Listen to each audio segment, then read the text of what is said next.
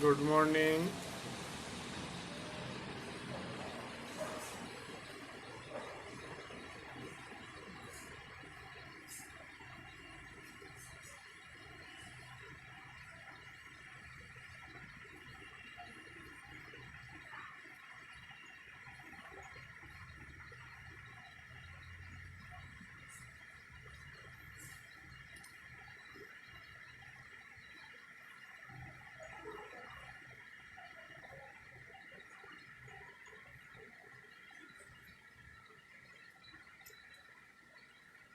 আচ্ছা, আমরা গতদিন আলোচনা করেছিলাম ইনফেকশন নিয়ে। ইনফেকশনের সঙ্গে সার্জিক্যাল ইনফেকশনের সঙ্গে যে যে আদার যে টপিকগুলো জড়িত, আলসার, উন্ড, সাইনাস, ফিস্টুলা, এগুলো সম্বন্ধে আমাদের একটু জানতে হবে।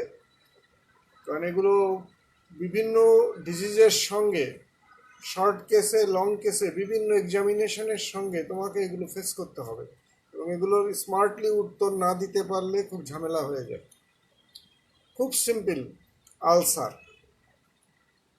আলসার সম্বন্ধে আমরা একটু আলোচনা করি। অনেক ডিটেলস আছে, আমরা ডিটেলসে হয়তো যাব না, সময়ও পাবো না। প্রথমে definition of ulcer. What is ulcer? তোমরা জানো, আলসার কিন্তু একটা পরিষ্কার সুন্দর ডেফিনেশন দিতে হবে। কোনো কোনো সার্জারি বইতে লেখা আছে bridge of continuity of the epithelial surface, এটা বললে কিন্তু হবে না। আলসার কমপ্লিট ডেফিনেশন বলতে হবে, প্যাথোলজিক্যাল ডেফিনেশন। সেটা কি? Local defect or excavation resulting from sloughing of inflammatory necrotic tissue. এই কথাটা বলতে হবে, এই শব্দটা থাকতেই হবে, যেভাবে বলো। A breach of continuity of epithelial surface resulting from sloughing of inflammatory necrotic tissue, অথবা a discontinuity of the surface epithelium resulting from slapping of inflammatory necrotic tissue।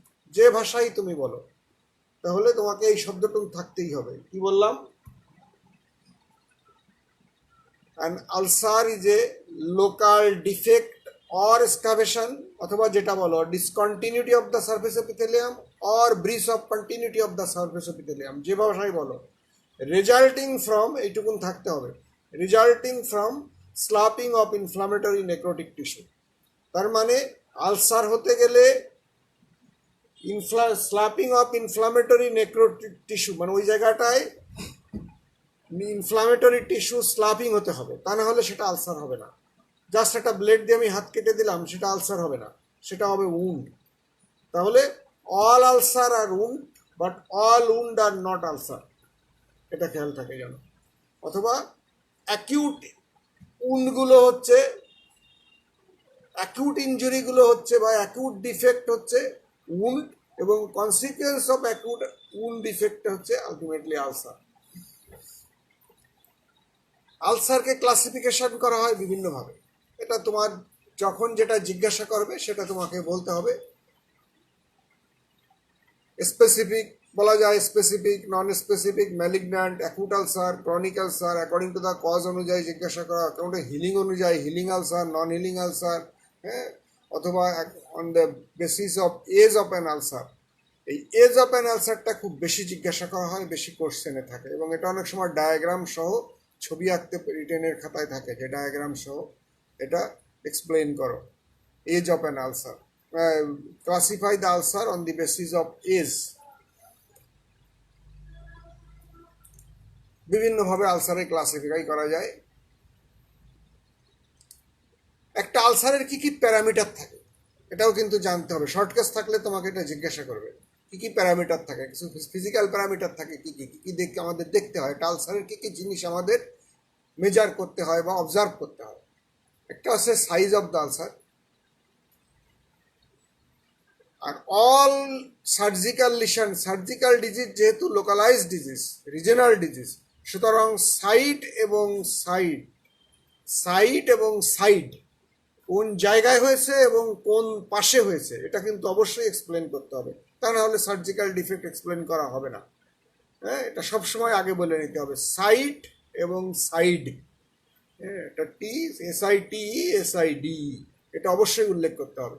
তারপরে ইন্ডিভিজুয়াল আলসারে আমরা কি দেখব, সাইজ দেখব, সাইজটা কিরকম।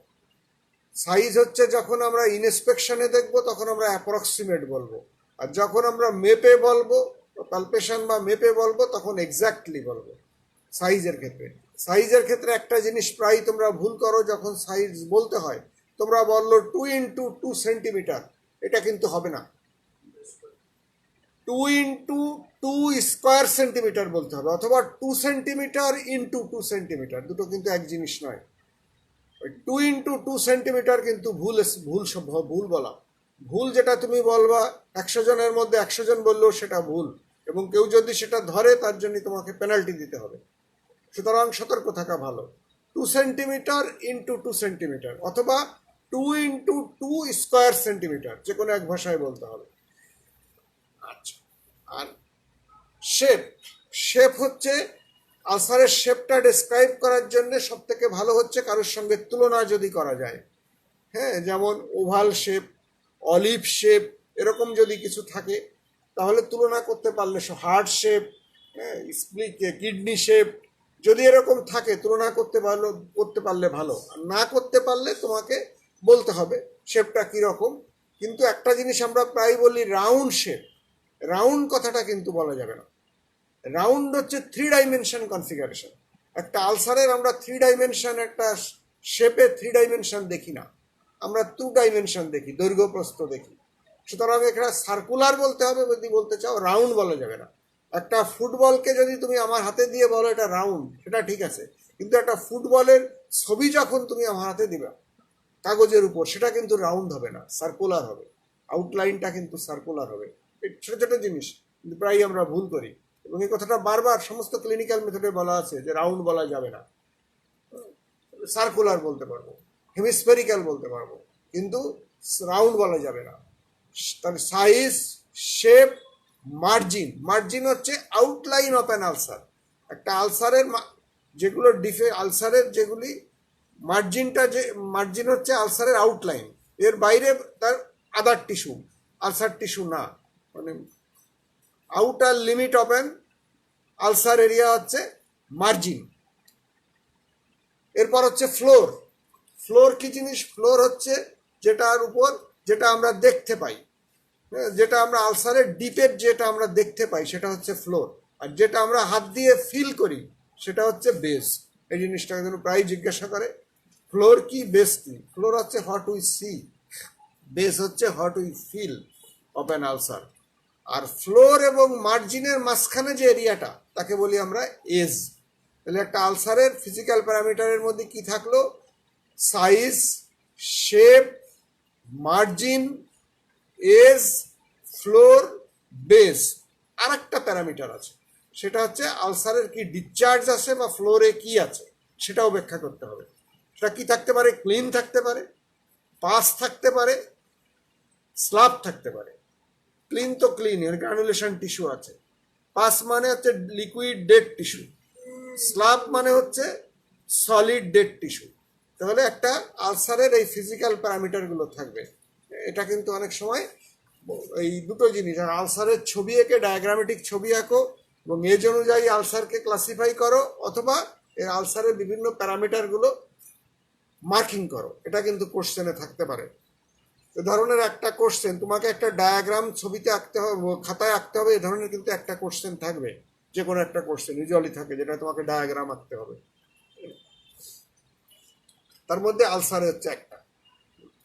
আরো যেটা আসে আমি সময় বলে দেব। এবার এখানে কিছু কোশ্চেন আসতে পারে, তুমি এখনই বলবা গ্রানুলেশন টিস্যু, ফ্লোরে granulation tissue, what is granulation tissue. আমি কিছু বেসিক জিনিস তোমরা প্রায় ভুলে যাও, প্রস্তুতি থাকে না, মনে করো যেহেতু পাশ করে এসছি লাগবে না, কিন্তু এগুলো কিন্তু উচ্চারণ করলেই লাগতে পারে। What is granulation tissue? Granulation tissue কি এবং এর ক্যারেক্টারিস্টিক কি? খুব সিম্পল জিনিস, আমি ডিটেলসে যাচ্ছি না, হিস্টোলজিতে যাচ্ছি না।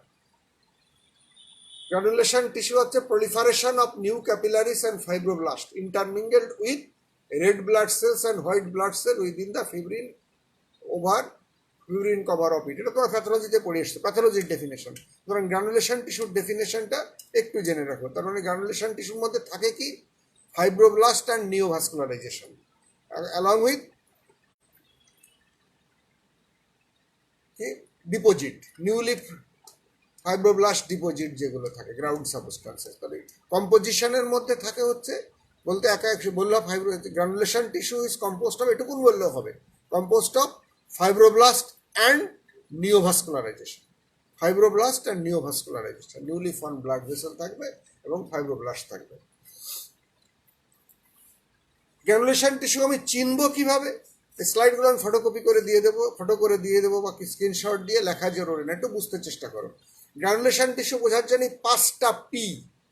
পাঁচটা পি, হ্যাঁ, আমরা গ্রানুলেশন টিস্যু যদি মনে রাখি, রিটেলের খাতায় আসে, তাহলে আমাদের বুঝতে 5P অফ গ্রানুলেশন টিস্যু কি হলো? পিঙ্ক কালার, পাংটেড হিমোরেজ, মানে ওখানে টাচ করলে সেখানে পাংটেড, ওই ক্যাপিলারি থেকে ব্লিডিং হবে, আলাদা আলাদা প্রতিটার মুখ থেকে ব্লিডিং হবে, পাংটেড, মনে হবে যেন ছিঁড়ে ছিঁড়ে আর ফুটো হয়ে আসছে, ব্লাড আসছে, পাংটেড, ছিদ্র হয়ে হয়ে ব্লাড চলে আসছে, পাংটেড হিমোরেজ। পালসফুল, ওখানে একটা পালস থাকবে, পালসেশন থাকতে পারে ওখানে, নিওভাস্কুলার ভেসেলগুলো ব্লাড সাপ্লাই বেশি থাকে, পালসের মনে একটা pulseful. It is painless. Granulation tissue যখন হয়ে যাবে তখন কিন্তু আলসারের পেন কমে যাবে, লেস পেন বা পেনলেস হয়ে যাবে। সুতরাং একটা উন্ডের গ্রানুলেশন টিস্যু আসলে পারে তার পেন কিন্তু অনেক কমে যায়। গ্রানুলেশন টিস্যু আসলে এবং ইনফ্লামেশন সাবসাইড করে যখন গ্রানুলেশন টিস্যু আসে তখন এটা পেন কমে যায় বা পেনলেস হয়ে যায়। আর পিন হেড গ্রানুলেশন, মানে গ্রানুলেশন টিস্যুগুলো যদি আমি ভালো করে দেখি, দেখবা যে এগুলো উঁচু উঁচু হয়ে আছে, প্রতিটা ওর মধ্যে অসংখ্য উঁচু উঁচু উঁচু এরিয়া আছে গ্রানুলেশন টিস্যুর মধ্যে। তাহলে কি কি বললাম আমি? 5P দিয়ে pink, punctate haemorrhage, pulseful, painless and pin head granulation, pin headed বা পিন হেডেড যেটাই বলো না কেন। তাহলে একটা গ্রানুলেশন টিস্যুর এই ধরনের ফিজিক্যাল ক্যারেক্টারিস্টিক থাকে একটা গ্রানুলেশন টিস্যু। হিস্টোলজিক্যালি কি থাকে? হিস্টোলজিক্যালি থাকে ওই একই কথা, হিস্টোলজিক্যালি তো আগেই বলে ফেললাম, নিওভাস্কুলারাইজেশন থাকবে, ফাইব্রোব্লাস্ট থাকবে অ্যান্ড ইডিমাটাস ফ্লুইড থাকবে, ইডিমাটাস থাকবে, মানে ওখানে টিস্যু ফ্লুইড থাকবে, এক্সটেস টিস্যু ফ্লুইড থাকবে একটা গ্রানুলেশন টিস্যুর মধ্যে। ওটা জিজ্ঞাসা করা হয় না, হিস্টোলজি জিজ্ঞাসা করা হবে না, ফিজিক্যাল ক্যারেক্টার কীভাবে তুমি গ্রানুলেশন টিস্যুটা চিনবে এটা তোমাকে জিজ্ঞাসা করা হতে পারে। এখন healthy granulation tissue, unhealthy granulation tissue, একটা কথা অনেক সময় আসে, তো সিম্পল জিনিস। হেলদি গ্রানুলেশন টিস্যু আগে যেগুলি বললাম সেই ক্যারেক্টারিস্টিকগুলো থাকবে এবং এটা খুব পরিষ্কার পিঙ্ক কালার হবে, ব্লিডিং থাকবে, হেলদি গ্রানুলেশন টিস্যু। সাইডে গ্রানুলেশন টিস্যুর সাইড দিয়ে দেখা যাবে ফাইব্রাস ডিপোজিশন, হোয়াইট ইয়া থাকবে ফাইব্রাস ডিপোজিশন। আর আনহেলদি গ্রানুলেশন টিস্যু থাকবে কি, এই গ্রানুলেশন টিস্যুর যে ইউনিক ক্যারেক্টারিস্টিকগুলো সেখানে থাকবে না, পেল কালার, পিন কালার হবে না, এটা পেল কালার হবে, এখানে ওই ব্লিডিং থাকবে না, হ্যাঁ, ফ্লোরে স্ল্যাব থাকবে, ডিসচার্জ থাকবে, ফাউল স্মেলিং ডিসচার্জ থাকতে পারবে, হ্যাঁ। তাহলে হচ্ছে গ্রানুলেশন টিস্যুর নিচে পাংটেড ওই রকমই এরিয়া দেখা যাবে না, বিডেড অ্যাপিয়ারেন্স দেখা যাবে না, পাংটেড হিমোরেজ আসবে না, এগুলি থাকবে না তার। এবং এর গ্রানুলেশন টিস্যুর সাইড দিয়ে মার্জিন দিয়ে যে ফাইব্রাস ডিপোজিশন হয় সেটাও এখানে থাকবে না। একটা ছবি দিয়ে দেবো, ছবি দেখলে পরে তোমাদের পরিষ্কার হবে। একটা healing granulation, healthy granulation tissue, unhealthy granulation tissue. Healthy granulation tissue হচ্ছে wound is in healing, wound is on healing. Unhealthy granulation tissue হচ্ছে wound is not on healing stage, healing stage নাই, healthy and unhealthy granulation। Just একটা ছবিটা দেখলে পরিষ্কার হয়ে যাবে unhealthy granulation tissue. এখানে আরেকটা শব্দ আসবে প্রায় পরীক্ষার সময়, যে উনটা দেয়া যাবে সেখানে দেখবা যে গ্রানুলেশন টিস্যুটা উঁচু উঁচু হয়ে আছে, বা কোথাও কোথাও ব্লিডিং হচ্ছে, কোথাও অনেক বেশি উঁচু, সারফেস থেকে বেশি উঁচু হয়ে আছে, সেখানে এটা জিজ্ঞাসা করা এটা কি, এটাকে বলে এক্সুবারেন্ট গ্রানুলেশন টিস্যু। আর একটা বলে প্রাউড ফ্লেশ, হ্যাঁ, মানে গোস্তগুলো উঁচু হয়ে এসে উঁচু, মাথা উঁচু করে আছে, হ্যাঁ। এটা প্রায়ই দেখা যায় একটা উন্ডে। এটা যখন বেশি দিন হয়ে যায়, আর তোমাদের পরীক্ষার সময় যে উনগুলো দেওয়া হয় এটা আগের থেকেই তৈরি করে রাখা হয়, যেটা পরীক্ষার সময় দেওয়া হবে বলে, সুতরাং এটা অনেক দিন হয়ে যায়, প্রায় এগুলো থাকে। এবং তখন জিজ্ঞাসা করা এই জিনিসটা কি, this is exuberant granulation tissue. exuberant granulation, excessive growth of granulation tissue, exuberant granulation tissue, excessive growth of granulation tissue, এবং এটা বার্ন উন্ডে খুব বেশি থাকে, ডায়াবেটিক উন্ডেও থাকে, যেখানে দীর্ঘদিন থেকে গ্রানুলেশন টিস্যু তৈরি হয় সেখানে এগুলি থাকে। আর আর কোথায় থাকে? বার্ন উন্ডে থাকে, ডায়াবেটিক উন্ডে থাকে, সাইনাস এবং আলসারের যেখানে সাইনাস এবং আলসারের যে কি বলে স্টোমা থাকে, ওটাকে বলে স্টোমা। সাইনাস অ্যান্ড আলসারের মুখে, সাইনাস অ্যান্ড আলসারের মুখেও দেখা যায় এক্সুবারেন্ট গ্রানুলেশন টিস্যু থাকে। আর কি থাকে? যদি কোনো উন্ডের বা আলসারের মধ্যে ফরেন বডি থাকে, যদি কোনো আলসার উন্ড বা ডিসচার্জে ফরেন বডি থাকে, সেখানে এক্সুবারেন্ট গ্রানুলেশন টিস্যু হবে বা স্প্রাউটিং গ্রানুলেশন টিস্যু হবে। এটা কিন্তু একটা ইম্পর্ট্যান্ট ইন্ডিকেটার। কোনো আলসারের মুখে যদি এরকম এক্সুবারেন্ট গ্রানুলেশন টিস্যু থাকে এবং ভিতরে কোনো ছিদ্র থাকে, আমরা সেটা বলবো। সাইনাস আর ফিস্টুলার সঙ্গে আলসারের পার্থক্য কি? আলসারের ফ্লোর থাকে, সাইনাস আর ফিস্টুলার কোনো ফ্লোর থাকে না, ওখানে একটা ছিদ্র থাকে। এবং সেটা যদি থাকে এবং এক্সুবারেন্ট গ্রানুলেশন টিস্যু থাকে, তাহলে আমরা ধরে নেব ভিতরে কোনো ডেড টিস্যু আছে অথবা কোনো ফরেন বডি আছে, তাহলে এটা এক্সুবারেন্ট গ্রানুলেশন টিস্যু। আরেকটা আছে পাইওজেনিক গ্রানুলোমা, ঠিক একই কথা।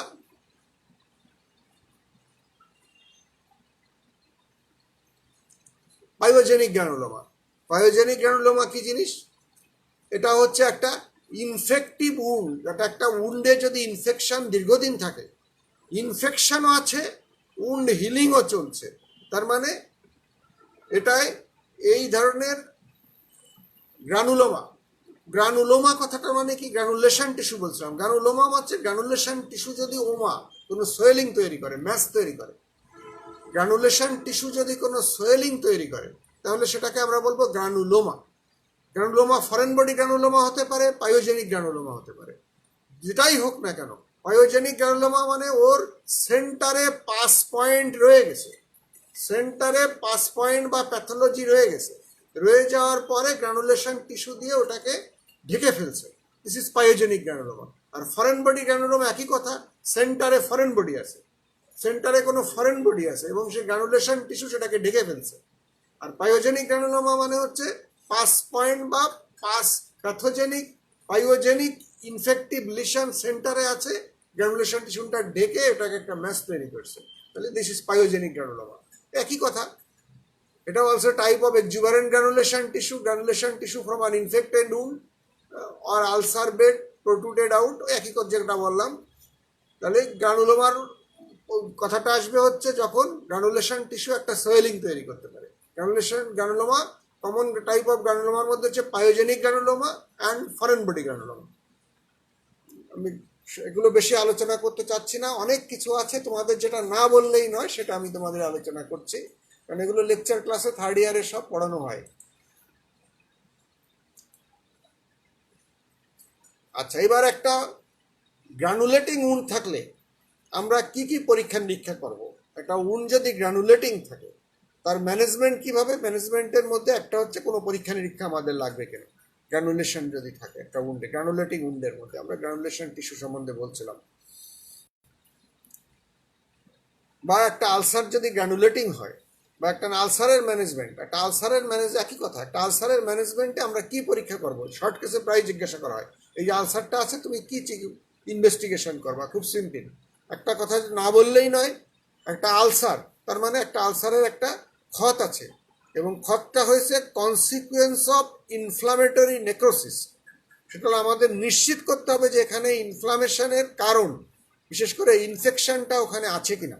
কারণ ওই আলসারের চিকিৎসা করতে গেলে যদি ইনফেকশন থেকে যায়, তাহলে আলসারের চিকিৎসা করলে পারে ওই আলসারটা, সে চিকিৎসা আমাদের সফল নাও হতে পারে। সেজন্য আমরা কি করব? সিম্পল টেস্ট, আমরা একটা উন্ড সব নিয়ে স্টেনিং করতে পারি, সিম্পল গ্রাম স্টেনিং করতে পারি, কালচার সেন্সিটিভ করতে পারি। গ্রাম স্টেনিং স্কেলার করা হয় না, একবারেই আমরা বলি কালচার অ্যান্ড সেন্সিটিভিটি। কালচার করবো এবং কালচার করে যদি গ্রোথ আসে তার আমরা সেন্সিটিভিটি করবো। গতদিনই বললাম প্রতিটা কালচারেরই কালচার সাব কালচার করতে হয়। আর কি করব আমরা ওখান থেকে? এটা হলো একটা আমরা সাইটোলজি করতে পারি। যদি আমরা সন্দেহ করি যে কনসিকুয়েন্টাস অফ ম্যালিগনেন্সি, এটা আলসার তো ম্যালিগন্যান্ট হতে পারে, স্পেসিফিক মানে ম্যালিগন্যান্ট হতে পারে, টিউবারকুলার হতে পারে, সেক্ষেত্রে আমরা সাইটোলজি করতে পারি। ওখান থেকে উন্ড সব নিয়ে আমরা সাইটোলজি করতে পারি। এএফবিএস ট্রেনিং করতে পারি আমরা। যদি আমরা টিউবারকুলার চিন্তা করি তাহলে আমরা এএফবিএস ট্রেনিং করি। তাহলে উন্ডের থেকে আমরা উন্ড ডিসচার্জ থেকে আমরা এই টেস্টগুলো করতে পারি, কালচার সেন্সিটিভিটি, এএফবিএস ট্রেনিং অ্যান্ড সাইটোলজি। এখানে আমরা করে আমরা কোনো ইনফরমেশন পেলাম না, অথবা আমরা কোনো ইনফরমেশন নিশ্চিত হতে পারলাম না, বা আমরা সন্দেহ করছি যে এই উন্ডটা টিউবারকুলার বা ম্যালিগন্যান্ট, কিন্তু আমরা নিশ্চিত হতে পারলাম না, এইসব টেস্ট করে আমরা নিশ্চিত হতে পারলাম না। তখন আমাদের হাতে আর একটা অপশন আছে, সেটা হচ্ছে আমরা বায়োপসি করবো। এটা কিন্তু খুব জিজ্ঞাসা করে একটা উন্ডে, যে উন্ড বায়োপসি করবো, কিভাবে আমরা বায়োপসি করবো, এবং সেটা ছবি এঁকে তোমাকে দেখাতে বলবে কিভাবে বায়োপসি করবো। এখানে আমরা যে কোনো আলসার থেকে যদি আমরা বায়োপসি নেই, আমরা ওয়েজ বায়োপসি নেব। ওয়েজ বায়োপসি আমরা কিভাবে নেই? ওয়েজ বায়োপসি হচ্ছে আলসারের মার্জিনের কাছে বা আলসারের এজ থেকে আমরা একটা বায়োপসি ম্যাটেরিয়াল নেব, যে বায়োপসিটা হবে ট্রায়াঙ্গুলার শেপ। হ্যাঁ, সেই ট্রায়াঙ্গেলের বেসটা হবে আলসারের দিকে আর অ্যাপেক্সটা হবে হেলদি টিস্যুর দিকে। তাহলে এটাকে আমরা ওয়েজ শেপ মানে গোজের মতো, গোজের মতো একটা এরিয়া আমরা নেব। সেটা যেন খেয়াল থাকে, আলসারের মার্জিনের দিকে থাকবে হোয়াইট পার্টটা, বেসটা, আর এই ওয়েজের অ্যাপেক্সটা থাকবে হেলদি টিস্যুর দিকে বা সারাউন্ডিং টিস্যুর দিকে। এটাকে আমরা বলি ওয়েজ বায়োপসি। এস থেকে যে বায়োপসি নেই আমরাকে বলি একে ওয়েজ বায়োপসি। এটাকে তাহলে বায়োপসি আর সাইটোলজির মধ্যে কি পার্থক্য সেটা আগের দিনই বলেছি। একটা স্টাডি অফ সেল আর একটা হচ্ছে স্টাডি অফ টিস্যু। হ্যাঁ, এগুলো সিম্পল জিনিস। এই আমরা বায়োপসি নেব। আর কি করতে পারি, এটা আমরা আলসারের ক্ষেত্রে করলাম। আর কোনো আলসার যদি বনি সারফেসে থাকে, কোনো আলসার যদি বোনের উপরে থাকে, তাহলে আমরা একটা প্লেন এক্স রে করব। কোনো আলসার যদি বোনের উপরে থাকে তাহলে আমরা প্লেন এক্স রে করবো। এই কয়টা কথা ভুললে হবে না। একটা আলসার থেকে আমরা কি কি পরীক্ষা করতে পারি, তাহলে উন্ড ডিসচার্জ থেকে পরীক্ষা করতে পারি, আমরা উন্ড এস থেকে বায়োপসি নিতে পারি। আর আলসার যদি আলসার বা সাইনাস কোনো বোনের উপরে থাকে, হাড়ের উপরে থাকে, তাহলে আমরা একটা প্লেন এক্স রে করবো। কি জন্যে? যে আন্ডারলাইং বোন ইনভলভমেন্ট নাই, অস্টিওমাইলাইটিস আছে কিনা। যদি ক্রনিক অস্টিওমাইলাইটিস থাকে তাহলে আলসারের সুপারফিশিয়াল আলসার চিকিৎসা করলে ওটা টিকবে না। হ্যাঁ, আলসার চিকিৎসা কমপ্লিট হবে না। আগে বোনের চিকিৎসা করতে হবে, অস্টিওমাইলাইটিসের চিকিৎসা করতে হবে, করলে ওই আলসার এমনি এমনি হিল হয়ে যাবে। আচ্ছা, আর কি করতে পারি আমরা? আলসার বাদে সারাউন্ডিং টিস্যু সম্বন্ধে আমরা চিন্তা করতে পারি। কোনো একটা আলসার যদি আমরা টিউবারকুলার বা ম্যালিগন্যান্ট চিন্তা করি, তাহলে আমরা যদি লোকালাইজ লিম্ফ্যাডেনো থাকে বা রিজিনাল লিম্ফ্যাডেনোপ্যাথি থাকে, তাহলে লিম্ফ নোড থেকে আমরা এফএনএসি করতে পারি বা বায়োপসি করতে পারি। অথবা আমরা যদি টিউবারকুলার আলসার চিন্তা করি, আমরা চেস্ট এক্স রে করতে পারি। ম্যালিগন্যান্ট আলসার চিন্তা করলে আমরা চেস্ট এক্স রে করতে পারি। এটা হচ্ছে রিমোট এরিয়ার সম্বন্ধে আমরা চিন্তা করলাম। কিন্তু আলসার এরিয়াতে চিন্তা করলে আগেই বলছি, ডিসচার্জ, এস থেকে বায়োপসি আর একটা এক্স রে। রিমোট এরিয়াস নিয়ে চিন্তা করলে আমরা লিম্ফ নোড এবং chest X ray, CT scan, যাই বলো না কেন, এগুলো আমরা করতে পারি। তাহলে this is all about investigation of an ulcer. Management of an ulcer কি? খুব সিম্পল। ম্যানেজমেন্ট অফ আলসার, আলসারের ম্যানেজ করতে গেলে কজ অফ আলসার চিন্তা করতে হবে। কজ অফ আলসার চিন্তা করতে হবে, ওই আলসারের কজ কি। যদি কজটা ওই লোকাল ইফেক্ট হয় তাহলে লোকালি আলসারটা চিকিৎসা করবে। আর কজটা যদি রিমোট বা সিস্টেমিক হয় সেটার চিকিৎসা আগে করতে হবে। যেমন রিমোট বা যেমন টিউবারকুলার আলসার। টিউবারকুলার আলসার যদি হয় আমাদের টিবি চিকিৎসা আগে করতে হবে। যদি ডায়াবেটিক আলসারের চায় তাহলে ডায়াবেটিসের চিকিৎসা করতে হবে। সুতরাং যদি কজ অফ আলসার নিয়ে আমাদের একটু জানতে হবে, বা প্রিডিসপোজিং ফ্যাক্টর যদি থাকে তা সেটা সম্বন্ধে আমাদেরকে করতে হবে। আর লোকাল চিকিৎসা আমরা কি করতে পারি? তাহলে আরও যদি সুন্দর করে বলি, তাহলে একটা আলসারের লোকাল চিকিৎসা লাগবে। প্রিসিপিটেটিং ফ্যাক্টর থাকলে বা কজ অফ দ্য আলসার চিকিৎসা করতে হবে। আর একটা হচ্ছে কিছু সিস্টেমিক ফ্যাক্টর আছে, যেটাকে আমরা বলি সিস্টেমিক প্রিসিপিটেটিং ফ্যাক্টর। সেটা যদি থাকে তাহলে আমরা আরও সুন্দর করে যদি বলার চেষ্টা করি, গুছিয়ে বলার চেষ্টা করি, local ulcer, treatment of local defect, treatment of the precipitating factor আর treatment of the local focal involvement যদি থাকে।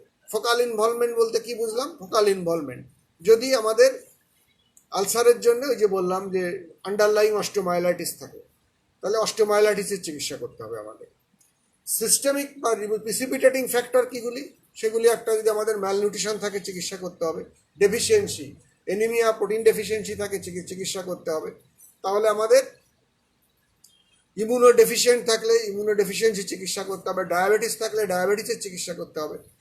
তাহলে এগুলো আমাদের চিকিৎসা করতে হবে। আর local treatment of an ulcer আগেই বলছি, local treatment of an ulcer কি 4 রকম চিকিৎসা আছে আলসারের। একটা হচ্ছে আমাদের আলসার একটা আছে যেটা আমরা ড্রেসিং করতে করতে এটা secondary healing by secondary intention হয়ে এটা হিলিং হয়ে যাবে, এটা ব্যাডলি স্কার হবে। এটা আমরা কি করতে পারি? গ্রানুলেশন টিস্যু হয়ে গেল, এটাকে আমরা মোবিলাইজ করে আলসার এসটাকে মোবিলাইজ করে সেকেন্ডারি সুসার দিতে পারি। দুটোর কোনোটাই সম্ভব না, ডিফেক্টটা বড়, তাহলে আমরা উন্ড কাভারেজ দিতে পারি। কি করতে পারি? সেখানে আমরা স্কিন গ্রাফটিং করতে পারি, আমরা ফ্লাব দিতে পারি, টিস্যু ফ্লাব দিতে পারি। তাহলে 4 ধরনের চিকিৎসা একটা আলসারে: healing by secondary intention, secondary suture, skin grafting and flap. তাহলে এভাবে একটা আলসারের চিকিৎসা করতে পারি। আর কোনো আরও কিছু অ্যাক্সেসরি আছে, কোনো জায়গায় আলসার এমন আছে যেটা এগুলো করে কোনো লাভ হবে না, আমরা অ্যাম্পুটেশন করে দিতে পারি। সেটাও একটা পার্ট হতে পারে, একটা চিকিৎসা, এটাও একটা চিকিৎসা, আলসারের চিকিৎসা, অ্যাম্পুটেশন করে দিলাম। তাহলে একটা আলসারের ম্যানেজমেন্ট আমি বলে ফেললাম।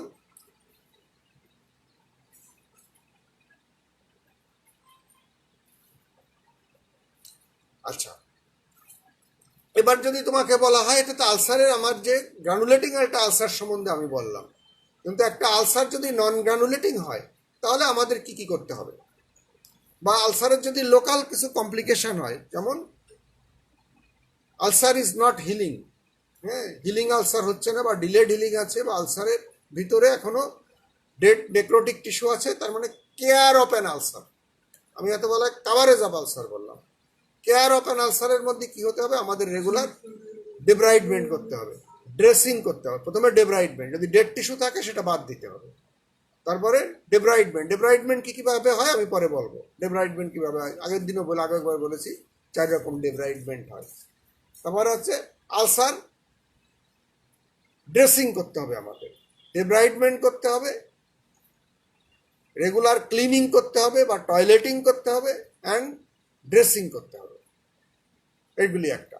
আর হলো যে আমাদের যদি আলসারের ক্ষেত্রে একই কথা, যদি তার সিস্টেমিক ইফেক্ট থাকে, সিস্টেমিক ইনভেশনের ইফেক্ট থাকে, অথবা localised evidence of invasion, surrounding টিস্যুতে ইনভেশন থাকে, তাহলে আমাদের অ্যান্টিবায়োটিক দিতে হবে।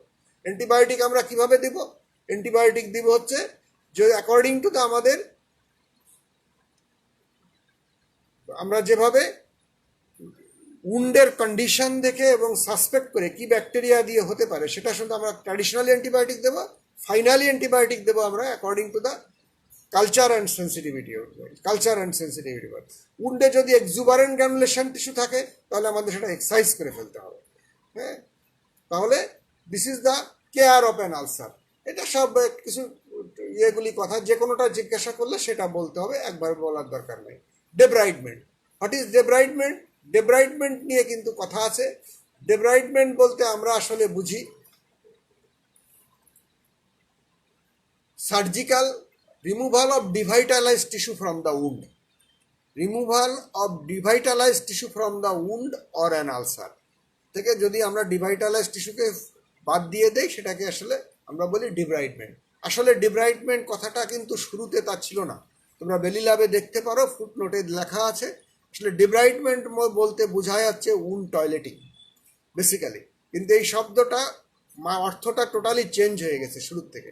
আগে উন্ড টয়লেটিংকে বলা হয়েছিল ডিব্রাইডমেন্ট, কিন্তু এখন আমরা উন্ড এক্সিশনকে বলছি ডিব্রাইডমেন্ট। তাহলে আমরা এখন এটাই বলবো, উন্ড ডিব্রাইডমেন্ট।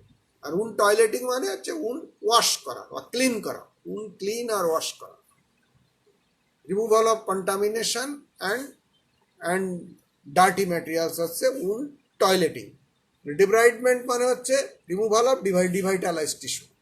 কীভাবে আমরা ডিব্রাইডমেন্ট করতে পারি? খুব সিম্পল, আগেও বলেছি 4 রকম। সার্জিক্যাল ডিব্রাইডমেন্ট, যেটা আমরা কেটে ছেটে বাদ দিই। মেকানিক্যাল ডিব্রাইডমেন্ট, আমরা প্রতিদিন গজ দিয়ে রাখছি, গজটাকে সরাই ফেলার সঙ্গে সঙ্গে গজের সঙ্গে কিছু ময়লা বের হয়ে যাচ্ছে, দিস ইজ মেকানিক্যাল ডিব্রাইডমেন্ট। অথবা ঘষে ঘষে আমরা পরিষ্কার করছি, হ্যাঁ, গজ দিয়ে ঘষে ঘষে পরিষ্কার, মেকানিক্যাল ডিব্রাইডমেন্ট। কেমিক্যাল ডিব্রাইডমেন্ট, আমরা বিভিন্ন রকম ইউজল, অন অফ দ্য কেমিক্যাল। ইউজল মানে কি? ইউজলের এব্রিভিয়েশন কি? Edinburgh university solution of lime. এটা কিন্তু জিজ্ঞাসা করে, এটা আজকাল খুব একটা ইউজ হয় না, কিন্তু ট্র্যাডিশনালি জিজ্ঞাসা করা হয়। Edinburgh university solution of lime, অনেকে এডিনবরা ইউনিভার্সিটি সলিউশন বলে, হ্যাঁ সেটাও হবে, কিন্তু টোটালটা হচ্ছে Edinburgh university solution of lime. তাহলে এটা দিয়ে আমরা, এটা আগে ইউজ করা হতো, এটা গজ ভিজায় এটা উন্ডের মধ্যে দিয়ে রাখা হতো, পরের দিন এটা উঠায় ফেললে পারে এর সঙ্গে কিছু ডেড টিস্যু চলে যেত। This is chemical debridement. আর একটা হচ্ছে বায়োলজিক্যাল ডিব্রাইডমেন্ট, আগেও বলছি যে উন্ডের মধ্যে পোকা, এটা একটা কনসেপ্ট। উন্ডের মধ্যে ম্যাগট করা হয়, ছেড়ে দেওয়া হয়। ম্যাগটের একটা স্পেশাল ক্যারেক্টারিস্টিক হচ্ছে ম্যাগট সবসময় ডেড টিস্যু খায়, এরা কখনো হেলদি টিস্যু খায় না। তাহলে এই হেলদি ডেড টিস্যুগুলো ম্যাগট খেয়ে খেয়ে পরিষ্কার করবে। This is biological debridement. এটা পোস্ট গ্রাজুয়েশনে এই কোশ্চেনটা আসে, ম্যাগট থেরাপি।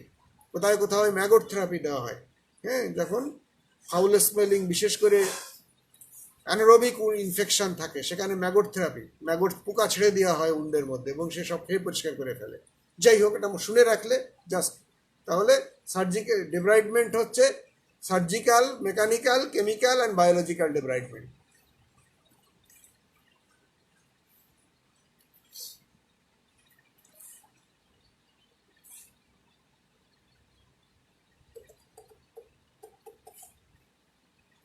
আচ্ছা, এই কেমিক্যাল ডিব্রাইডমেন্টের মধ্যে কিন্তু আরেকটা জিনিস আছে, কনসেপ্ট আছে, সেটা হচ্ছে এনজাইমেটিক ডিব্রাইডমেন্ট। কিছু কিছু এনজাইম ব্যবহার করা যেতে পারে যেটা এই টিস্যুকে খেয়ে ফেলবে বা ডেড টিস্যুকে করে ফেলবে, লাইসিস করে ফেলবে, হ্যাঁ, কোলাজিনেস এনজাইম ডেড টিস্যুকে, এগুলো, এটা কেমিক্যাল ডিব্রাইডমেন্টের মধ্যে পড়ে, মনে পড়লো তাই আমি বললাম। এটা খুব জরুরি না, তাহলে এইটুকুন জানলেই হবে ডিব্রাইডমেন্ট এবং কীভাবে ডিব্রাইডমেন্ট হয়, আর দরকার নেই। ড্রেসিং, তাহলে টয়লেটিং বললাম, টয়লেটিং আগের দিনই বলেছি। টয়লেটিং করব কি দিয়ে? টয়লেটিং করতে গেলে আগে ডিকন্টামিনেশন করতে হবে, বড় ডেড বা কন্টামিনেটেড ম্যাটেরিয়ালগুলোকে আমরা পরিষ্কার করে ফেলবো। তারপরে আমরা নর্মাল স্যালাইন, বেস্ট সলিউশন হচ্ছে নর্মাল স্যালাইন দিয়ে এটাকে ওয়াশ করবো, পরিষ্কার করবো। টয়লেটিং। ডিব্রাইডমেন্ট বললাম আমরা। এবার হচ্ছে ড্রেসিং। ড্রেসিং করতে গেলে আমরা, ড্রেসিংয়ের উদ্দেশ্যটা কি, কেন আমরা ড্রেসিং করি? ড্রেসিং উদ্দেশ্য হচ্ছে যে আলসারটাকে প্রোটেক্ট করা, ডেফিনেটলি উনটাকে প্রোটেক্ট করা। প্রোটেক্ট করলে কি হবে? ফার্দার ইনজুরি হবে না, পেন কম হবে, পেন হবে না, ফার্দার পেন বা ফার্দার ইনজুরি হবে না। তাহলে আমরা আলসারের কি কি এমনি আমরা একটা ড্রেসিং করি আলসার বা উনকে, to keep the ulcer moist, কারণ আলসারকে ময়েস্ট রাখাটা জরুরি তার হিলিংয়ের জন্য। ড্রাই হয়ে গেলে সেখানে বায়োলজিক্যাল অ্যাক্টিভিটি থাকবে না। Two keep the ulcer moist, to keep the surrounding skin dry. আমাদের উদ্দেশ্য হলো ময়েস্ট টিস্যুকে ময়েস্ট রাখতে হবে, ড্রাই টিস্যুকে ড্রাই রাখতে হবে। তাহলে সারাউন্ডিং টিস্যু হচ্ছে আমাদের ড্রাই। সারাউন্ডিং টিস্যুকে যদি আমরা ড্রাই না রাখি, ময়েস্ট রাখি, তাহলে ওখানে কিন্তু এক্সকোরিয়েশন হবে। আবার আলসার হচ্ছে ময়েস্ট এরিয়া, এটাকে যদি আমরা ড্রাই করে ফেলি তাহলে হিলিং হবে না। তাহলে একটা আলসারের ড্রেসিংয়ের উদ্দেশ্য থাকে যে ড্রাই এরিয়াটাকে আমরা ড্রাই রাখবো এবং আলসার এরিয়াটাকে আমরা ময়েস্ট রাখবো। সেজন্য আমরা আলসারের ভিতরে যে গজগুলো দেবো সেটা দেবো আমরা নর্মাল স্যালাইন সোপ গজ, এবং সারফেস যেটা দিয়ে আমরা ঢেকে রাখবো সেটা দেবো আমরা ড্রাই গজ। হ্যাঁ, এটা যদি আমরা দেই তাহলে আমাদের ইরিটেশন বা কেমিক্যাল ইরিটেশনের জন্যে আমাদের ডিসকমেশন হতে হয়, এপিথেলিয়াম, সারফেস এপিথেলিয়াম হতে পারে। To reduce pain, ulcer cover করে রাখলে পেন কম হবে, সুদিং ইফেক্ট হবে, ইরিটেশন কম হবে, পেন কম হবে। সুদেন দ্য টিস্যু, আগেই বলেছি, to protect the wound and act as an absorbent for discharge. তাহলে কি কি হলো এগুলো আমি সব স্ক্রিনশট দিয়ে দেবো, কোনো অসুবিধা নেই। ড্রেসিংয়ে আলসারের উদ্দেশ্য হচ্ছে to keep the ulcer moist, to keep the surrounding skin dry, to reduce the pain, to soothen the tissue, মানে কমফর্টেবল করার জন্য টিস্যুকে, to protect the wound and to absorb the discharge. এটার জন্য আমরা একটা ড্রেসিং করে রাখি।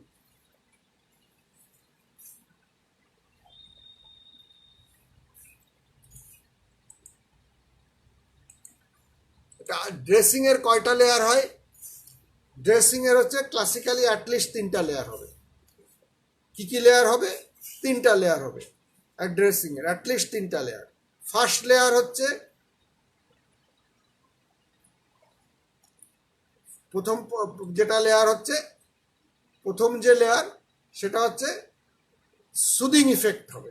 সুদিং ইফেক্ট হবে কন্ট্যাক্ট লেয়ার যেটা, এটা আমরা দেই সুদিং ইফেক্ট কন্ট্যাক্ট লেয়ার একটা উন্ড অনুযায়ী।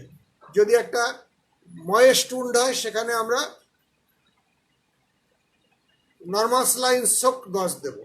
যদি ব্লিডিং উন্ড হয় সেখানে আমরা কি দেই, বা এপিথেলিয়ালাইজড উন্ড হয় সেখানে আমরা দেই সফরাটলি বা আরেকটা হচ্ছে যে প্যারাফিন সোকড গজ, প্যারাফিন সোকড গজ, ভেসলিন সোকড গজ, যাতে এটা সুদিং ইফেক্টের জন্য। সেকেন্ড লেয়ারে আমরা কি দেবো? অ্যাবজর্বেন্ট লেয়ার, মানে উন থেকে যে অ্যাবজর্পশন হবে সেটাকে চুষে নেবে। এটা সাধারণত কটন অ্যান্ড গজ একসঙ্গে প্যাক করে দেওয়া থাকে, অ্যাবজর্বেন্ট লেয়ার। আর বাইরের যে লেয়ারটা দেবো সেটাকে আমরা বলি protective layer.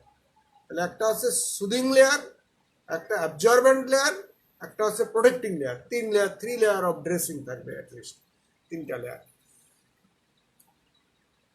Chronic ulcer, chronic আলসারের কজ কি কি এটা রিটেনে থাকতে পারে, তোমাকে জিজ্ঞাসা করতে হবে। তুমি বলে আলসার অ্যাকুট হতে পারে, ক্রনিক হতে পারে। হ্যাঁ, আমি আলসারের ক্লাসিফিকেশনটা সংক্ষেপে গেছি ওই জন্যে। Chronic ulcer, acute ulcer. Acute ulcer তো তোমরা জানো, অ্যাকুট আলসার মোটামুটি যে কমন যে আলসারগুলো হয় সব অ্যাকুট আলসার। ক্রনিক আলসারের কজগুলো কিসে কিসে ক্রনিক আলসার হয়? যদি রিকারেন্ট ইনফেকশন হয়, ইনফেকশনটা যদি একই ইনফেকশন বারবার হয় তাহলে রিকারেন্ট আলসার। ইনফেকশনটা ক্রনিক না, ক্রনিক অর্গানিজম না, অর্গানিজমগুলো অ্যাকিউট কিন্তু বারবার হচ্ছে, যে কোনো কারণে সেটা বারবার হচ্ছে, ক্রনিক রিকারেন্ট ইনফেকশন। তারপরে হচ্ছে কিছু ক্রনিক ইনফেকশনের জন্য হয়, যেমন টিউবারকুলোসিস, অ্যাক্টিনোমাইকোসিস। হ্যাঁ, এগুলোর ক্ষেত্রে ক্রনিক আলসার হওয়ার ঝুঁকি থাকবে। রিকারেন্ট ট্রমা, যেমন ডায়াবেটিক রুগীদের হয়, নিউরোপ্যাথি থাকলে হয়, রিকারেন্ট ট্রমা হয়। অ্যাবসেন্স অফ রেস্ট, তুমি জায়গাটাকে একটা আলসার হিলিংয়ের জন্য রেস্টের দরকার, সেটা হচ্ছে না। হ্যাঁ, absence of rest. Poor blood supply, blood supply adequate না হলে আলসারগুলো এডুকেটলি হিলিং হবে না। Venous congestion, one of the important cause venous আলসারের জন্য, ভেনাস কনজেশন, এটাও আলসার হিলিং ডিলেড হবে। ইডিমাটাস এরিয়া, এরিয়া যদি ইডিমাটাস হয়, অর্থাৎ যদি ওই যে এলিফ্যান্টায়াসিসের রুগীর যদি আলসার হয় সেখানেও আলসার হিলিং হবে না। লস অফ সেন্সেশন, ওই নিউরোপ্যাথিক আলসার, কোনো কারণে যদি নিউরোপ্যাথি হয়। ম্যালিগন্যান্সি, আলসারটায় যদি ম্যালিগন্যান্ট ইনফিল্ট্রেশন হয় তাহলেও হবে না। স্পেসিফিক কজ আগেই বলেছি, টিউবারকুলাস আলসার। তারপরে যদি আন্ডারলাইং পেরিওস্টাইটিস বা অস্টিওমাইলাইটিস যদি থাকে, আন্ডারলাইং ওই যে বোনে যদি পেরিস্টাইটিস বা অস্টিওমাইলাইটিস থাকে তাহলেও কিন্তু আলসার হিলিং হবে না সহজে। তাহলে these are the causes of chronic ulcer: recurrent infection, recurrent trauma, absence of rest, poor blood supply, venous congestion, edema of the local area, loss of sensation, malignancy, specific cause like tuberculosis and underlying bony pathology যদি থাকে তাহলেও আলসারের healing হবে না। These are the causes of chronicity of an ulcer.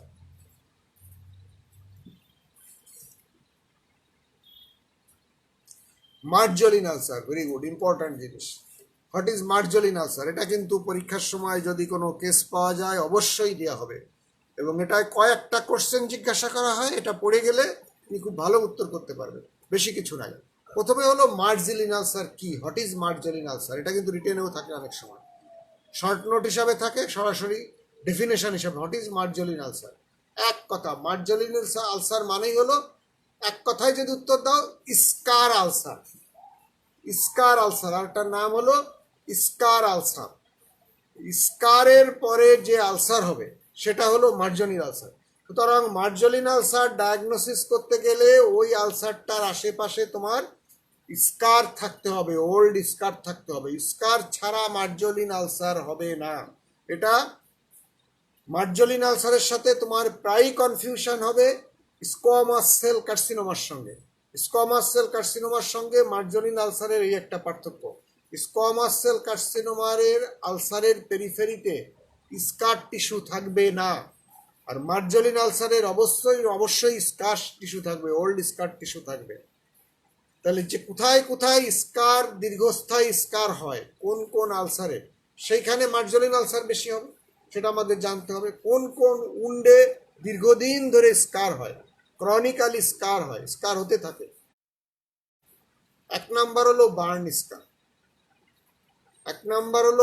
স্কার, দুই number হচ্ছে venous ulcer স্কার, তিন number হচ্ছে অস্টিওমাইলাইটিসের স্কার, অস্টিওমাইলাইটিসের স্টোমায় যে স্কার হয়। তাহলে এই তিনটা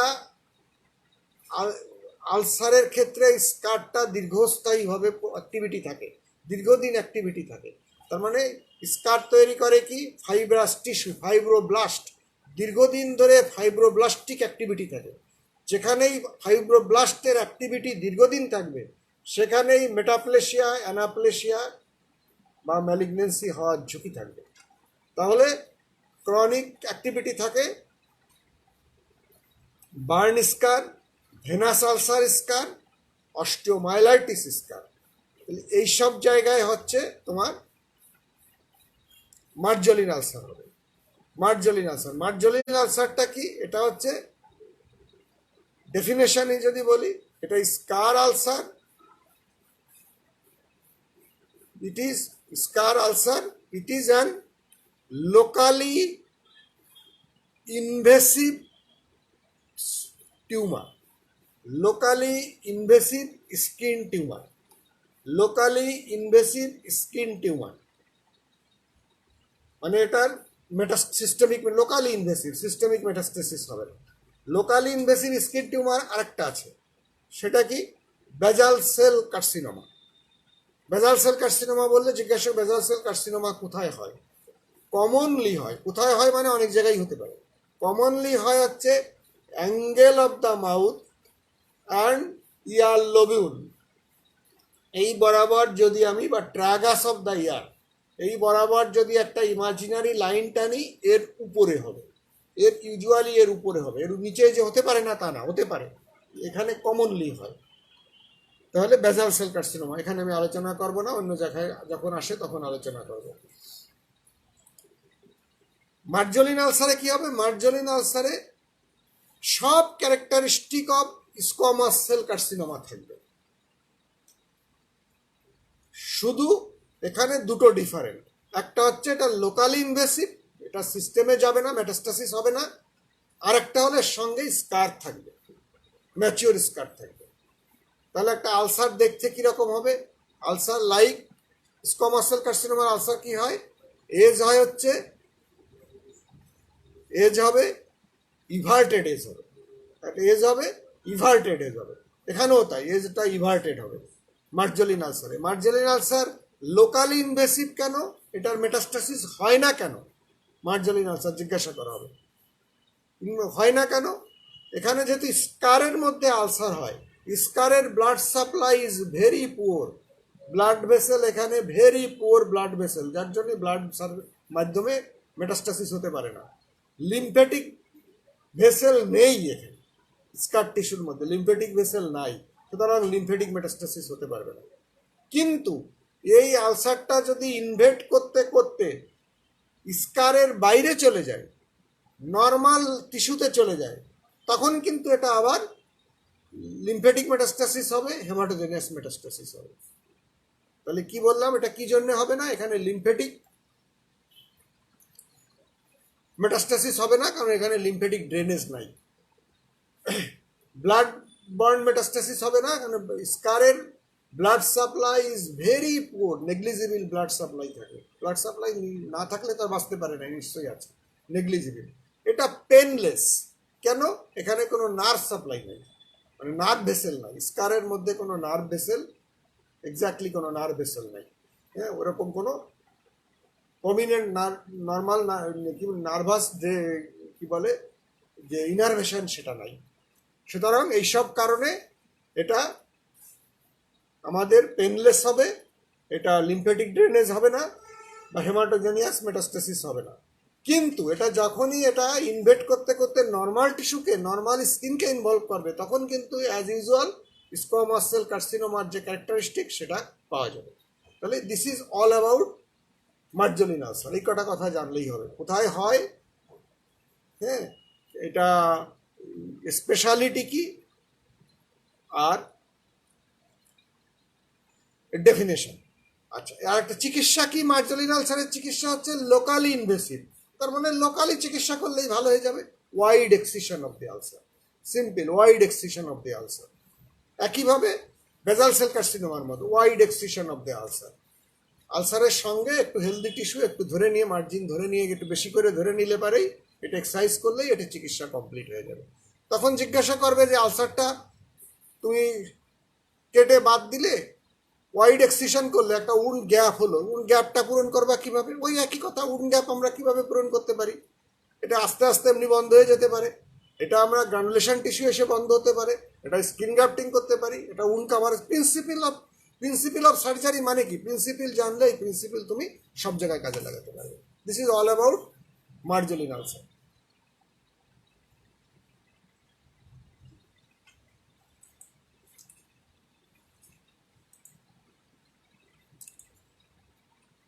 আলসারের সঙ্গে ব্লাড সাপ্লাইয়ের একটা সম্পর্ক আছে। এখানে যে একটা টিপস দিয়ে রাখি, features of acute ischaemia, features of chronic ischaemia প্রসঙ্গে, এটা কিন্তু রিটেনের কোশ্চেনে অনেক সময় আসে বা এমসিকিউ কোশ্চেনের মধ্যে আসবে।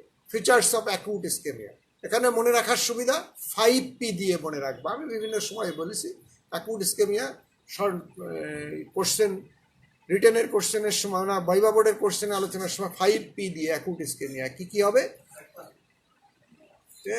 পেন, ইট ইজ পেনফুল হবে, হ্যাঁ, ইট ইজ পেনফুল, পেন, প্যালোর, মানে যেখানে ব্লাড সাপ্লাই থাকবে না, অ্যাকুট ব্লাড সাপ্লাই, এটা ওটা পেল হয়ে যাবে। পালসলেসনেস, প্যারালাইসিস, প্যারেস্থেশিয়া, একটা আছে perishing cold. Number 6P, perishing cold.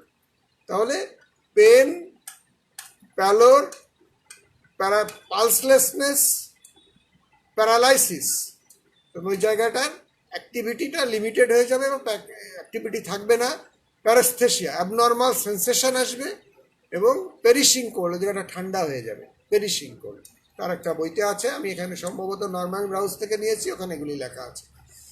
আচ্ছা, ছবিতে দেখা আছে, সেগুলি দেওয়া আছে, আমি দিয়ে দেবো। তাহলে এটা acute ischaemia, features of acute ischaemia. What are the features of chronic ischaemia? Chronic ইসকেমিয়ার ফিচার কি হবে? সেখানেও তাই হবে, ইসকেমিক পেন আছে, ক্রনিক ইসকেমিয়াতেও পেন থাকবে, পালসলেসনেস বা রিডিউস পালসনেস বা পালসলেসনেস থাকবে, টেম্পারেচার, হ্যাঁ এখানেও টেম্পারেচার চেঞ্জেস থাকবে, কালার চেঞ্জ, হ্যাঁ এখানেও প্যালোর হয়ে আসবে, ইভেন গ্যাংগ্রিন হয়ে যাবে। অতিরিক্ত যেটা থাকবে, স্কিন অ্যান্ড এর অ্যাপেন্ডেজের চেঞ্জ আসবে। সেগুলো কি কি? স্কিন চেঞ্জ আসবে, স্কিন থিন হয়ে যাবে, ব্রিটেল হয়ে যাবে, হেয়ার স্পার্স হেয়ার হবে, and wasting of the muscle, surrounding muscle হবে। তার মানে ক্রনিক ইসকেমিয়ার ক্ষেত্রে কিছু এডিশনাল ফিচার আমরা পাবো, সেটা হচ্ছে chronic change of the skin. ওখানে অ্যাকিউট চেঞ্জ হয়েছিল, এখানে ক্রনিক চেঞ্জ অফ স্কিন। এই স্কিনের চেঞ্জ হবে, হেয়ার চেঞ্জ হবে, আর যদি ওই এরিয়াতে যদি নেল থাকে, নেলের চেঞ্জ হবে, অ্যান্ড মাসেল ওয়েস্টিং হবে। Hair change, skin change, nail change and muscle change, এগুলো লো ব্লাড সাপ্লাইয়ের জন্যে এগুলো চেঞ্জ হয়ে যাবে। মোর ব্রিটেল হবে, ওয়েস্টিং হবে, মোর ফ্রাইহেবল হবে অ্যাকর্ডিং টু দ্য টিস্যু অনুযায়ী। তাহলে this is the features of chronic ischaemia, জিজ্ঞাসা করা হয় অনেক সময়।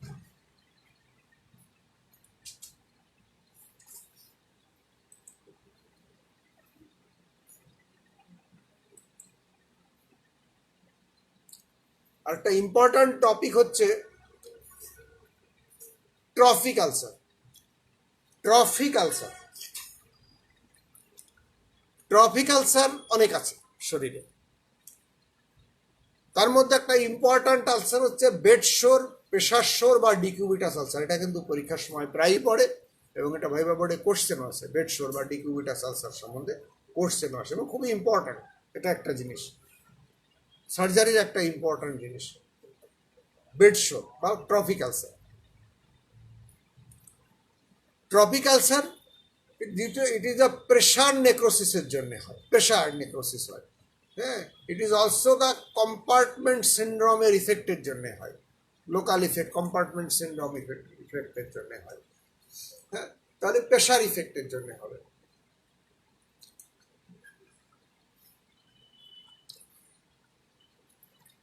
কি হয় এখানে? এখানে যদি স্কিনের যে tissue perfusion, capillary tissue perfusion যেটা আছে, তার থেকে যদি প্রেশার বেশি পড়ে ওই জায়গাতে, তাহলে ব্লাড ভেসেলটা ডিসরাপ্টেড হবে এবং সেখানে আলসার তৈরি হবে। একই কম্পার্টমেন্ট সিন্ড্রোমের মেকানিজমের মধ্যে। Blood flow to the skin stops once external pressure becomes more than 30 millimeter mercury and then causes hypoxia, necrosis and ulceration. Pressure, তাহলে এখানে প্রেশার শোরের একটা ক্লাসিক্যাল এক্সাম্পল আছে বেডশোর। বেডশোরের আর কি কি নাম আছে এটা কিন্তু জিজ্ঞাসা করা হয়। বেডশোর, ডিকুবিটাস আলসার বা প্রেশার শোর। বেডশোর, ডিকুবিটাস আলসার বা প্রেশার শোর। আচ্ছা, এখানে আরেকটা জিনিস যেটা জানা দরকার, ডিকুবিটাস আলসারের স্টেজগুলো। কোনবার যেন রিটেনে কোশ্চেন এসেছিল হঠাৎ, স্টেজ অফ ডিকুবিটাস আলসার। কি কি স্টেজ আছে ডিকুবিটাস আলসার? ডিকুবিটাস আলসারের 3-4টা স্টেজ আছে। একটা হচ্ছে নন ব্লান্সিং এরিথেমা। কিন্তু এগুলো কেন জানা দরকার? ডিকুবিটাস আলসার হচ্ছে এমন একটা আলসার, এই করোনা রোগীর মতো, এখানে prevention is the best option. প্রিভেনশনের থেকে ভালো অপশন নাই, কারণ ডিকুবিটাস আলসারের চিকিৎসা করা ভেরি ডিফিকাল্ট। একবার হয়ে গেলে ম্যানেজ করা খুব কঠিন। সুতরাং ইট ইজ টোটালি প্রিভেন্টেবল। সচেতন হলেই এটা প্রিভেন্ট করা যায়। এটা ডিকুবিটাস আলসার হওয়াটা কিন্তু এদের part of negligence of care. পেশেন্টের কেয়ারের কোনো লেভেলে নেগলিজেন্সি না হলে প্রেশার শোর হওয়ার কথা না বা ডিকুবিটাস আলসার কথা না। তাহলে ডিকুবিটাস আলসারের কী কী স্টেজ আছে? Stage one, non blanching erythema. ওই এরিথেমা তো আমাদের ইনফ্লামেশন হলেও হয়, এখানেও এরিথেমা হবে। পার্থক্যটা কি? ইনফ্লামেশনে যে এরিথেমাটা হয় সেটা হাত দিয়ে চাপ দিলে পারে এরিথেমাটা কমে যায়, পিঙ্কনেসটা কমে যায়, কিন্তু এখানে সেটা কমবে না। এখানে চাপ দিলেও পারো এরিথেমাটা কমবে না, ইট ইজ ওয়ার্নিং। ইনফ্লামেশনের যে জায়গাটা পিঙ্ক হয় সেটাকে আমরা যদি চাপ দিই, রেডনেস হয়, চাপ দিলে পারে কালারটা কমে যাবে, কিন্তু এখানে এই কালারটা ওই রকমই থাকবে। নন ব্লান্সিং এরিথেমা। স্টেজ 2 হচ্ছে পার্শিয়াল থিকনেস স্কিন আলসারেশন, মানে ফুল থিকনেস হবে না, স্কিনের কিছুটা অংশ ডিসরাপ্ট হয়ে যাবে, এটা হচ্ছে স্টেজ 2। স্টেজ 3 হচ্ছে ফুল থিকনেস স্কিন ডিসরাপশন বা full thickness skin and subcutaneous tissue, কিন্তু মাসেল ইনভলভমেন্ট হবে না। যদি মাসেল ইনভলভমেন্ট হয়ে যায় তখন দিয়েছে স্টেজ 4। তাহলে খুব সহজ। স্টেজ 1 হচ্ছে নন ব্লান্সিং এরিথেমা, স্টেজ 2 হচ্ছে partial thickness skin ulceration, stage 3 হলো full thickness skin, full thickness and subcutaneous, full thickness skin and subcutaneous tissue involvement. আর মাসেল ইনভলভমেন্ট যদি হয়ে যায় দেন ইট ইজ স্টেজ 4।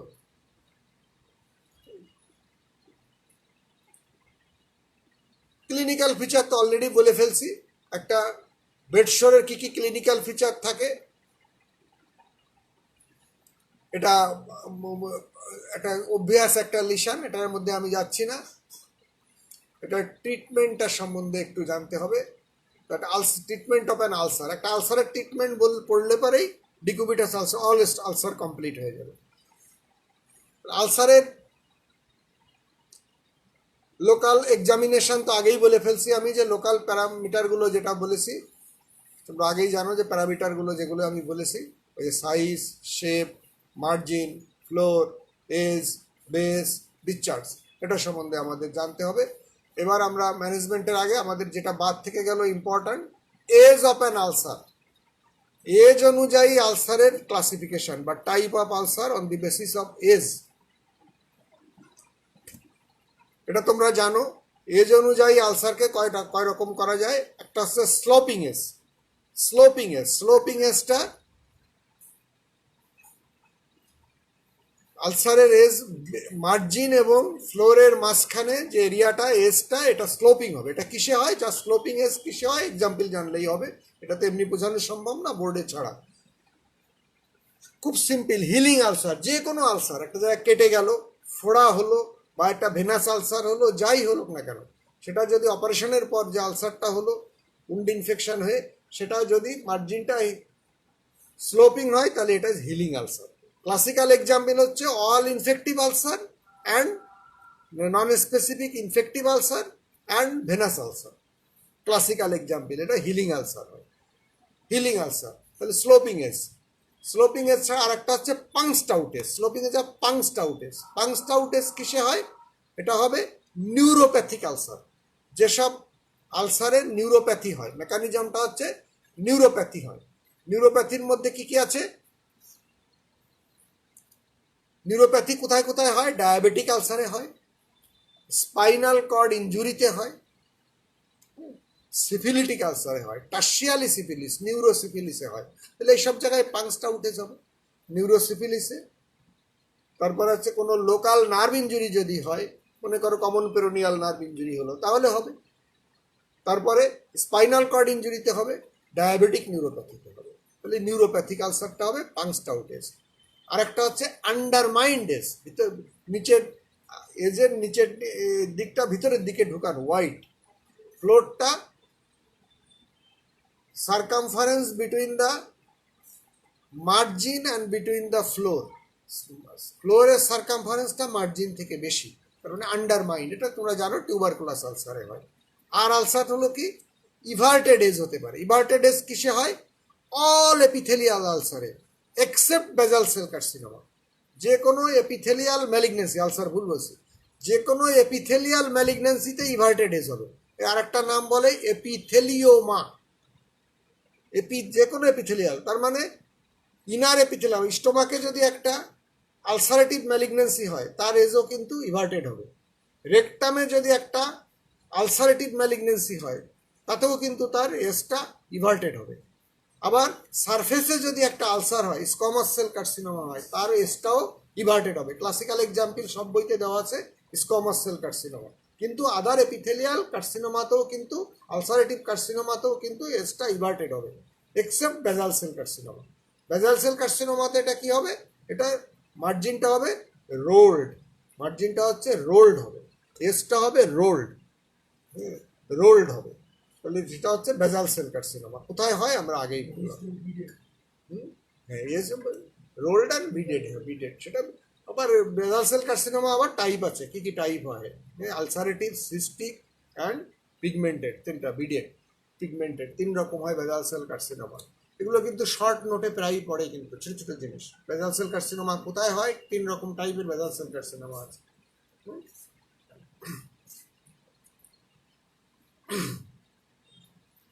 তাহলে এজ অনুযায়ী বললাম।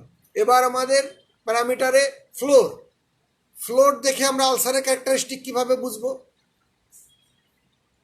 ফ্লোরে যদি কালার যদি রেড হয় তাহলে it is healing ulcer, colour যদি পিঙ্কিশ হয় তাহলে ইট ইজ হিলিং আলসার। যদি স্ল্যাব থাকে, হ্যাঁ, বা ডিসচার্জ থাকে, পুরুলেন্ট ডিসচার্জ, স্ল্যাব থাকে, স্ল্যাব মানে হচ্ছে ডেড টিস্যু, অথবা ডিসচার্জ বা পুরুলেন্ট ডিসচার্জ থাকে, তাহলে এটা আমরাকে বলবো নন হিলিং আলসার বা ইনফেক্টিভ আলসার। দুটোই হতে পারে। ইনফেক্টিভ আলসার হলে পারে সেখানে ডিসচার্জ থাকবে বেশি, ডিসচার্জ এবং স্ল্যাব থাকবে বেশি, আর গ্রানুলেশন টিস্যু থাকবে কম, ইনফেক্টিভ আলসার। আর নন হিলিং আলসার হলে পারে গ্রানুলেশন টিস্যু, স্ল্যাব এবং ডিসচার্জ কম থাকবে, গ্রানুলেশন টিস্যু থাকবে, কিন্তু ইট উইল বি পেল কালার। নন হিলিং আলসার পেল কালার হবে। গ্রানুলেশন টিস্যু কোথাও কোথাও থাকবে কিন্তু সেটা পেল কালার হবে। টিউবারকুলার আলসার হলে কি হবে, টিউবারকুলার হলে আলসারের ডিসচার্জটা কি হবে, আমরা ফ্লোর নিয়ে চিন্তা করছি। ফ্লোরে যে কি পেয়ে আমরা আলসারের ক্যারেক্টারিস্টিক বুঝতে পারবো। টিউবারকুলার আলসারের ক্ষেত্রে ডিসচার্জ হবে থিন ডিসচার্জ হবে, পেল অ্যান্ড থিন ডিসচার্জ হবে, এবং গ্রানুলেশন টিস্যুটা হবে gel like, gel like. Tubercular আলসারের গ্রানুলেশন টিস্যু যেটা হবে jelly like, just jelly like. এটা পেল এবং থিন, ধরলে পারেন ফ্রাইয়াবেল এবং জেলি লাইক হয় টিউবারকুলার আলসারের ক্ষেত্রে। ওয়াশ লেদার স্ল্যাব যদি হয়, ওয়াশ লেদার মানে সেটা হলো syphilitic ulcer, primary syphilitic ulcer সেরকম হয়, প্রাইমারি সিভিলিটিকের আলসার। ওয়াশ লেদার অ্যাপিয়ারেন্স, চামড়া ধুয়ে রাখলে যেরকম হয়, ভিজায় রাখলে যেরকম হয়, ওয়াশ লেদার অ্যাপিয়ারেন্স। তারপরে হচ্ছে নোডুলার যদি হয়, প্রলিফারেটিভ অ্যান্ড নোডুলার ফ্লোর যদি হয়, বা প্রলিফারেটিভ ফ্লোর যদি হয়, প্রলিফারেটিভ যদি গ্রোথ হয়, তাহলে আলসারের ফ্লোর যদি প্রলিফারেটিভ হয়, তারপরে ধরে নিই ম্যালিগন্যান্ট আলসার হতে পারে। এটা কমনলি হচ্ছে স্কোয়ামাস সেল কার্সিনোমা হতে পারে এটা। আর যদি আলসারের পিগমেন্টেড হয়, আলসারটা যদি পিগমেন্টেড হয়, তাহলে পিগমেন্টেড মানে আমরা জানি মেলানিন পিগমেন্ট ডিপোজিশন, মেলানোমা বা পিগমেন্টেড বেজাল সেল কার্সিনোমা। যে বললাম এটা পিগমেন্টেড, বেজাল সেল কার্সিনোমা বলার দরকার নাই, পিগমেন্টেশন থাকলে পারে তোমরা বলবো মেলানো কার্সিনোমা। তাহলে আলসারের ফ্লোর দেখেও কিন্তু আমরা আলসারের ক্যারেক্টারিস্টিক সম্বন্ধে বুঝতে পারি।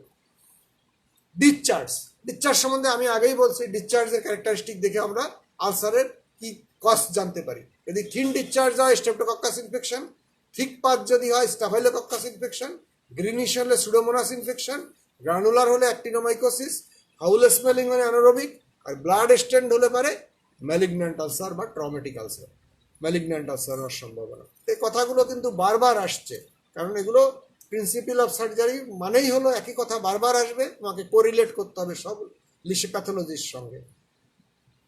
আচ্ছা, এটা আলসার ইটসেলফ এক্সামিন করতে হয়। একটা আলসার এক্সামিন করতে গেলে, আলসারের এক্সামিন করা শেষ হয়ে গেলে সারাউন্ডিং টিস্যু এক্সামিন করতে হয়।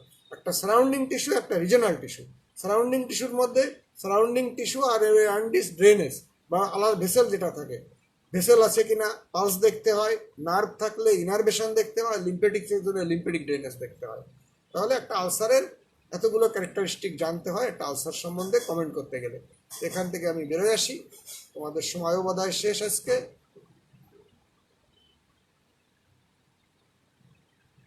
আচ্ছা, আরেকটা সিম্পল বলে আমি শেষ করব। প্যালপেশনে একটা আলসারে আমরা কি দেখি? একটা আলসার প্যালপেট করতে গেলে তোমাকে গ্লাভস পরতে হবে, এটা যেন মনে থাকে, গ্লাভস পরতে হবে। প্যালপেশনে আমরা কি কি দেখি? টেন্ডারনেস দেখি, টেম্পারেচার দেখি, লোকাল টেম্পারেচার। লোকাল টেম্পারেচার সবসময়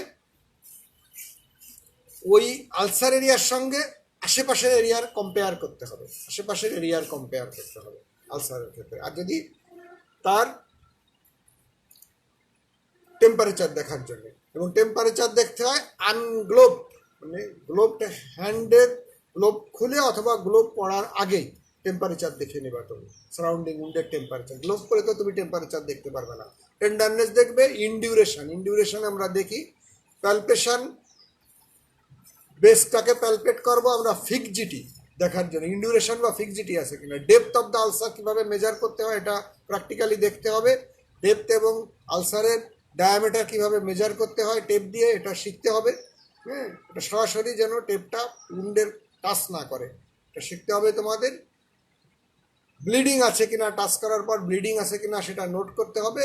এবং রিলেশন উইথ ডিপার স্ট্রাকচার, যে ফিক্সিটি আর অ্যাডজাস্ট, যদি বনি অ্যাডজাস্টেন্ট বনি মোবিলিটি দেখতে হবে। আর এই যে regional lymph node vessel sensation আগেই বলেছি। This is all about an ulcer. Ulcer সম্বন্ধে আমি এক্সামিনেশন এবং আলসারের ক্যারেক্টারিস্টিক সম্বন্ধে মোটামুটি বলার চেষ্টা করেছি। এর সঙ্গে আরও কিছু কথা আসবে, যখন আমরা উন্ড আলোচনা করব তখন আরও অনেক কিছু ক্লিয়ার হবে। উন্ড আলোচনা করব, সাইনাস ফিস্টুলা আলোচনা করব, কারণ সবগুলোই কিন্তু ডিসচার্জ বা একই রকম আলসারের মতো ক্যারেক্টারিস্টিক নিয়ে প্রেজেন্ট করে। তাহলে এগুলি একই কথা বারবার আসবে, কোনো কোনো কিছু নতুন যোগ হবে, কোনো কিছু রিপিট হবে। তাহলে আজ এইটুকুন থাক মনে হয়। কারণ আলসার কিন্তু বিভিন্ন সময় তোমার রিটেনের যেমন কোশ্চেনে পড়বে, এমসিকিউ কোশ্চেনের মধ্যে কিছু অংশ থাকবে, এমসিকিউতে দু একটা কোশ্চেন আলসার থেকে থাকবে, এবং বিশেষ করে শর্ট কেসের সময় সব তোমাকে কিন্তু জানতে হবে আলসারের ক্ষেত্রে। আলসারের ডেসক্রিপশন আলসার ক্ষেত্রে জানতে হবে, এবং আলসারের ক্ষেত্রে কম জেনে তুমি পাস করতে পারবে না। হার্নিয়া যেমন ডিটেল জানতে হবে, আলসারও ডিটেল জানতে হবে। এটার সম্বন্ধে ডিটেল আলসার মাস্ট থাকবেই। পরীক্ষার সময় একটা কেস থাকলেও আলসার থাকবে, কারণ এই ধরনের রুগী ওয়ার্ডে অ্যাভেলেবেল পাওয়া যায়। 3টা শর্ট কেস থাকলে পারে 2টো থাকবে আলসার। অন্যান্যগুলো শর্ট কেসের রুগীগুলো ওয়ার্ডে থাকতে চায় না বা রাখা যায় না, কিন্তু আলসারের রুগীগুলো থাকে। এই জন্য আলসার তোমাদের এক্সামিনেশনে সবসময় থাকবে, আলসার ভালো করে পড়তে হবে। একটা লিম্ফেডেনোপ্যাথি, একটা সেবাসিয়াস সিস্ট যদি পরীক্ষায় 10 দিন পরীক্ষা হবে, রুগীদের রাখতে হবে হসপিটালে, সে রুগী থাকবে না, ভর্তি থাকবে না। সুতরাং লোকাল সোয়েলিং ম্যানেজ করা কঠিন হয়ে যায়, কিন্তু আলসার থাকবে। আর যখন অন্য কেস থাকবে না, আলসার বেশি করে দেওয়া হবে, 3 জায়গায় 3টা আলসার দিয়ে দেওয়া হলো। আলসার, অ্যাম্পুটেশন, স্টোমা, এগুলো সবসময় শর্ট কেসে অ্যাভেলেবেল থাকে, ওয়ার্ডে অ্যাভেলেবেল দেওয়া হয়। ঠিক আছে, আজকে এটুকুন থাক। আজকের অংশটা বোঝানোর অংশ খুব কম, ডেসক্রিপটিভ বেশি, কিন্তু কি কি জিনিস তোমাদের জানতে হবে সেটা আমি মোটামুটি টাচ করার চেষ্টা করেছি।